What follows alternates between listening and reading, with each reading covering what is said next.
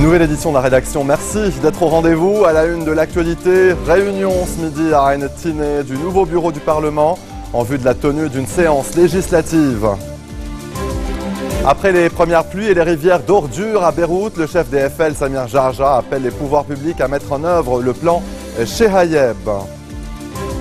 Un dîner de travail réunira ce mardi soir à Paris les alliés occidentaux et arabes de la France dans la crise syrienne. Sur le terrain, Moscou poursuit son soutien militaire aux forces de Bachar el-Assad. Et au Pakistan, les secouristes tentent de retrouver des victimes après le puissant séisme qui a fait près de 300 morts en Asie du Sud. Je vous le disais en titre, réunion ce midi à Rennes-Tiney du nouveau bureau de la Chambre élu la semaine dernière. Une réunion préparatoire présidée par le chef du Parlement, Nabil Berri, en vue de la tenue d'une séance législative. La proposition de loi sur le recouvrement de la nationalité pour les émigrés d'origine libanaise n'a pas été examinée selon le vice-président du Parlement, Farid Makari.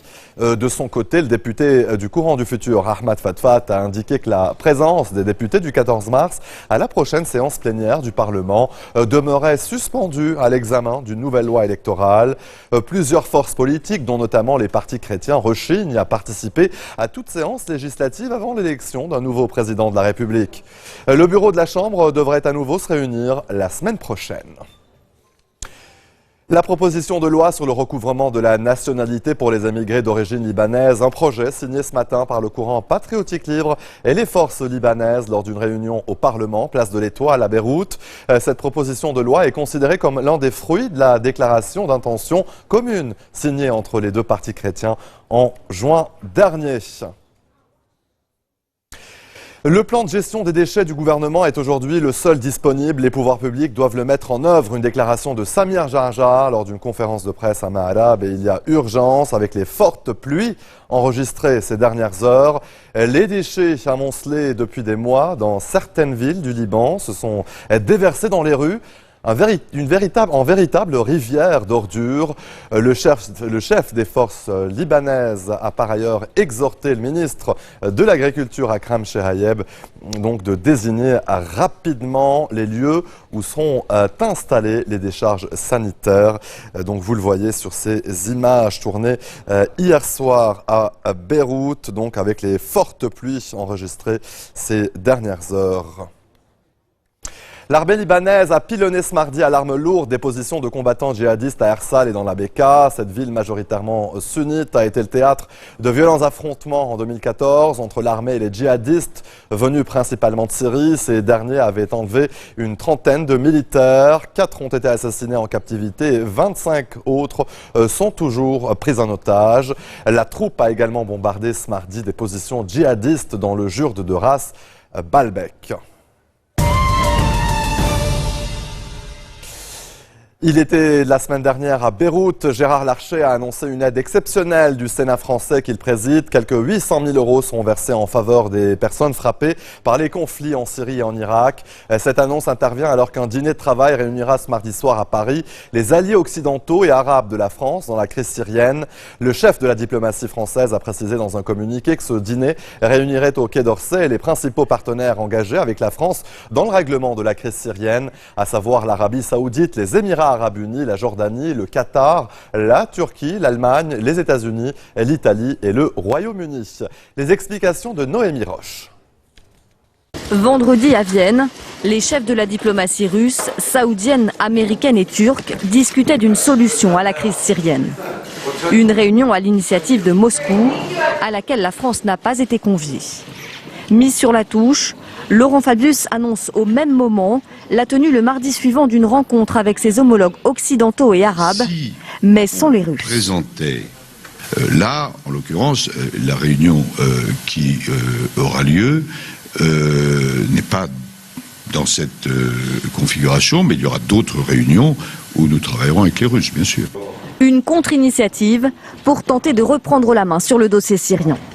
Car aujourd'hui, la France se retrouve isolée à cause de sa position. Pour Paris, le départ du président syrien est une priorité. Une ligne dure défendue depuis longtemps. Dès 2013, la France se dit prête à frapper le régime syrien. La ligne rouge définie par Washington vient alors d'être franchie. Damas est soupçonné d'avoir utilisé des armes chimiques contre sa population. La réponse serait immédiate et fulgurante. Une cause légitime d'intervention directe. Le régime syrien doit être abattu et rapidement. Mais Barack Obama fait volte-face. Impossible pour la France d'intervenir seule. La montée en puissance de l'organisation de l'État islamique contraint finalement Washington à intervenir. À l'été 2014, les États-Unis bombardent les positions des terroristes en Irak. La France leur emboîte le pas. Elle refuse en revanche de les suivre en Syrie quelques semaines plus tard, de peur de renforcer Bachar al-Assad. Un an après, la donne a changé. S'estimant directement menacée, la France mène ses premières frappes en Syrie, obligée de s'adapter. Et de son côté, la Russie poursuit son soutien militaire controversé aux forces de Bachar el-Assad. À Damas, les habitants se disent soulagés par cette intervention. Inès Olagaray. Dans ce café du centre-ville de Damas, les hommes jouent au taolé, fument le narguilé et parlent politique. Depuis le début de l'intervention russe en Syrie, le nom de Vladimir Poutine est dans toutes les bouches. Certains lui ont même donné un surnom affectueux en arabe, Abou Ali Poutine. Pour ses habitués, ces 3 dernières semaines ont permis au pays de retrouver espoir. Depuis quelque temps, nos troupes sont fatiguées. L'intervention russe a eu lieu au bon moment. On est en guerre depuis 4 ans et demi et honnêtement, l'armée ne fait aucun progrès majeur. Mais les choses ont changé depuis l'intervention russe. Ça a redonné vie au pays. La visite du président Assad en Russie montre au monde qu'on est toujours là et qu'on continuera à résister jusqu'au bout. Car la Russie mène une offensive militaire, mais aussi une offensive diplomatique. Vladimir Poutine a reçu son homologue syrien à Moscou il y a une semaine. Une visite tenue secrète jusqu'au dernier moment. C'est le premier déplacement de Bachar al-Assad à l'étranger depuis le début du conflit en 2011. C'est un message pour dire au monde que la politique de la puissance unipolaire a pris fin. Les Russes tentent de dire « nous sommes ici et nous sommes bien ici ». La dernière visite du président Bachar el-Assad à Moscou confirme ce que je viens de dire. Quand le président Vladimir Poutine l'a reçu, il voulait dire au monde que son pays n'abandonnera pas son dernier ancrage au Moyen-Orient, la Syrie. À Damas, ville contrôlée par le régime, Moscou est plus que jamais vu comme un allié indéfectible et prend de vitesse les États-Unis et la France qui jouaient jusqu'ici les premiers rôles dans le dossier syrien. Ce mardi, Paris va tenter de revenir dans le jeu en accueillant une réunion des principaux partenaires de la région, à laquelle la Russie n'a pas été conviée. Restez des nôtres au retour de la pause. En France, le 27 octobre 2005, les banlieues françaises connaissaient des émeutes sans précédent. À tout de suite.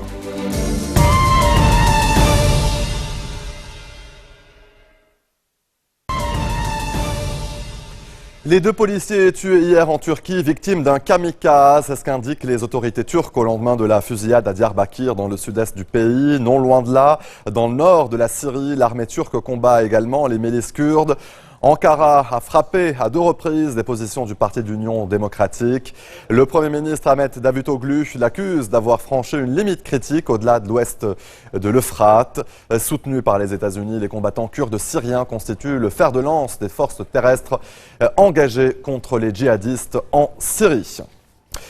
Au Pakistan, les secouristes tentent de retrouver des victimes après le puissant séisme qui a fait près de 300 morts en Asie du Sud. Le bilan de la catastrophe risque de s'élever.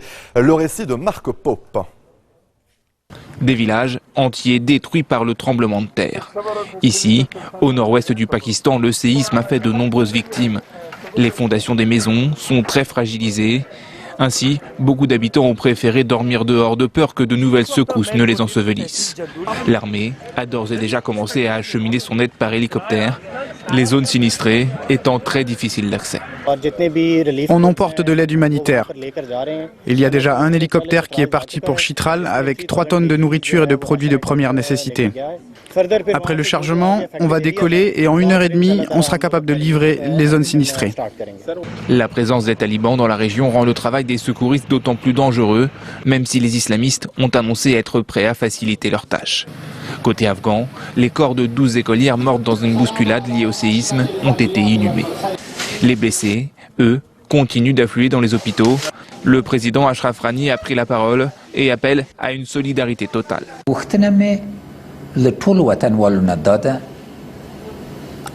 Je demande à tous les Afghans qui se trouvent dans les zones sinistrées de s'entraider. Je demande aussi à tous les Afghans de fournir toutes les informations sur les victimes et les dégâts pour que nous puissions organiser l'aide. Le séisme d'une magnitude de 7,5 a été ressenti de l'Ouzbékistan jusqu'en Inde, causant des dégâts dans ce fort du nord de l'Inde qui servait de refuge à la famille royale. Le Premier ministre indien a d'ailleurs indiqué que son pays, pourtant rival régional historique, était prêt à apporter son aide, que ce soit au Pakistan ou à l'Afghanistan. Le 27 octobre 2005, les banlieues françaises connaissaient des émeutes sans précédent après la mort de 2 adolescents dans un transformateur électrique où ils s'étaient cachés à Clichy-sous-Bois après une course-poursuite avec la police. Et les autorités de l'époque accusent les 2 jeunes de vol à tort. Dans les heures qui vont suivre, les banlieues vont s'électriser. 10 ans après, jour pour jour, Clichy-sous-Bois s'est métamorphosé. Retour en images. Clichy-sous-Bois, 10 ans plus tard. Comment la ville a-t-elle évolué et les jeunes y trouvent-ils leur place? Pour le savoir, il faut observer Clichy avec un œil averti. Depuis 5 ans, les chantiers se succèdent. Ici, les anciennes tours de la cité côtoient désormais des pavillons flambant neufs. Le paysage se transforme, mais la société, elle, paraît bien plus lente à évoluer. Fille de policier, sœur de détenus, Laetitia Nonon est une figure de la ville. Son association d'aide à l'insertion s'occupe désormais de plus de 200 jeunes de la région, avec parfois un sentiment d'impuissance. Il y a des services jeunesse qui sont là, mais il y avait un exemple concret avec un jeune qui est rentré dans une mission locale parce qu'il voulait être chauffeur de bus. Il est revenu au local, il était député, en lui disant « ouais, elle m'a proposé une formation de paysagiste ». Et tant qu'il y aura ces inégalités-là, que ce soit au niveau de la justice, que ce soit au niveau social, au niveau de l'éducation, on marchera sur la tête et je pense que des révoltes, malheureusement, il y en aura d'autres. Face à la fatalité, lui a décidé de prendre son destin en main. Dans une ville où le chômage est 2 fois plus élevé que la moyenne nationale, Igor Vimenio fait figure d'exemple. Avec sa boutique de vêtements, il a tourné la page d'un passé parfois douloureux. Mon père, il est décédé, j'avais 14 ans. Et après, j'ai fait un peu des conneries et tout. Je faisais un peu des conneries parce que j'étais un peu déstabilisé par la mort du papa. Et voilà, quoi, petit à petit, nous, on y est arrivé. Et après, là, ce qu'on veut transmettre, c'est ça, c'est l'émancipation aux jeunes du quartier. Parce que c'est pas tout de se plaindre à chaque fois et dire qu'il n'y a rien pour nous. Et voilà, ça va jamais changer. Il faut faire et toi-même venir faire changer les choses. Malgré l'espoir et des exemples positifs, la mue de Clichy est encore loin d'être terminée. La pauvreté et l'exclusion demeurent. 23% des habitants de la ville sont aujourd'hui au chômage. Dans un tout autre registre, comment ont été fabriquées les pyramides d'Égypte? La question reste pour le moment sans réelle réponse. Une toute nouvelle campagne de recherche va débuter. Pas de grue ni de marteau-piqueur pour percer les mystères des pyramides d'Égypte. Les scientifiques vont y aller donc en douceur. Parmi eux, des Français chargés de gérer des drones. Le Sphinx devrait pouvoir rester impassible, fidèle à lui-même. Pendant la toute nouvelle campagne de recherche, pas de grue ni de marteau-piqueur. Pour percer les mystères des pyramides d'Égypte, les scientifiques du monde entier vont y aller en douceur. Parmi eux, des Français chargés de gérer des drones, comme celui-ci. Les drones qui, eux, partent et vont scanner les zones. Eux vont faire vraiment un travail de scan sur les parois des pyramides, avec des capteurs infrarouges ou tels qu'on en a besoin. Pour comprendre comment les pyramides ont été construites, des caméras thermiques vont analyser la structure des édifices, détecter des vides à proximité de la surface. Un scanner chasseur de particules va aussi cartographier Képhren et Khéops. Pendant qu'à l'extérieur, d'autres drones vont filmer le plateau de Gizeh pour le reproduire en 3D. On espère qu'on va pouvoir mettre en valeur, s'il y en a, des cavités, des rampes, des tunnels ou toutes sortes de choses qui pourraient y avoir sous la surface. Cette armada de techniques devrait fournir des données au millimètre près, une précision jamais atteinte. Il y a 30 ans, une mission avait décelé une anomalie dans la densité de Khéops, une étrange spirale que l'opération Scan Pyramide devrait permettre de visualiser. Les secrets des pyramides durent depuis 4500 ans et jusque-là, ils ont toujours résisté. Et c'est la fin de ce journal. Tout de suite, le rappel des titres. Réunion ce midi à Rhein-Neckar du nouveau bureau du Parlement en vue de la tenue d'une séance législative. Après les premières pluies et les rivières d'ordures à Beyrouth, le chef des FL, Samir Jarja, appelle les pouvoirs publics à mettre en œuvre le plan Chehaïeb. Un dîner de travail réunira ce mardi soir à Paris les alliés occidentaux et arabes de la France dans la crise syrienne. Sur le terrain, Moscou poursuit son soutien aux forces de Bachar el-Assad. Au Pakistan, les secouristes tentent de retrouver des victimes après le puissant séisme qui a fait près de 300 morts en Asie du Sud. Merci de votre attention. Très bonne suite de programme sur notre antenne. À demain.